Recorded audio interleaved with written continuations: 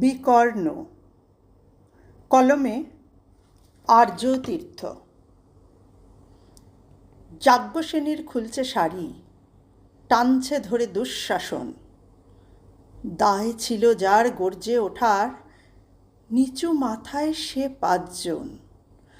দুর্যোধনের নগ্ন উরু, ইঙ্গিতে তার ধর্ষকাম। হস্তিনাপুর দেখছে বসে, ধ্বস্ত হতে তার সুনাম। অন্ধ রাজা সিংহাসনে আর্ত চেঁচান বৌমা তার। নিজের দলের নির্যাতনে সব রাজা হন নির্বিকার। কর্ণ বসে হাসছে হাহা, রাজার দলের লোক তো সে। শর্তবিহীন সমর্থনেই তাবৎ আরাম সুখ বসে। ভৃশ্য, দ্রোণ, কৃপ, নীরব, সরকারি লোক হাজার হোক।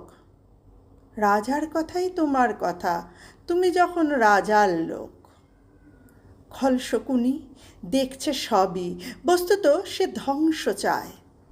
ঘরের মাটি লাল হয়ে যাক দেশ বিভাগের যন্ত্রণায়।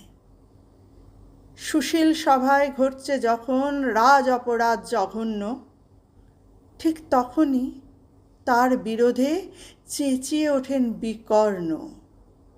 বিকর্ণ নন কেউ কেটা লোক, ১০০ ভাইয়ের একজনা।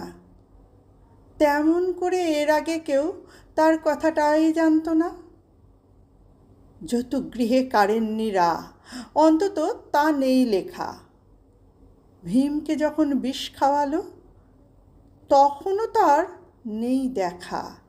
কিন্তু যখন প্রকাশ্যতেই কাটছে নারীর আব্রু কেউ, স্তব্ধ জীবের চুপ সাগরে বিকর্ণ নন একলা ঢেউ। চেঁচিয়ে ওঠেন রাজার কুমার যুবরাজের বিরুদ্ধেই। মহাবলী পাণ্ডবেরও তখন গলায় সে সুর নেই।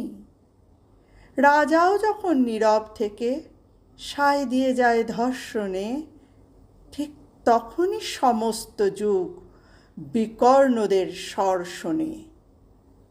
আমরা যারা কিচ্ছুটি নেই, একটি মোটে ভোট কেবল, অত্যাচারের সামনে এলে সঙ্গী শুধু চোখের জল।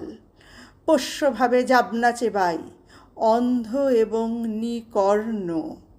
প্রার্থনা থাক আমরা যেন একবার হই বিকর্ণ। মরার আগে হতেই হবে রাজার সভায় বিকর্ণ। কলমে আর্যতীর্থ।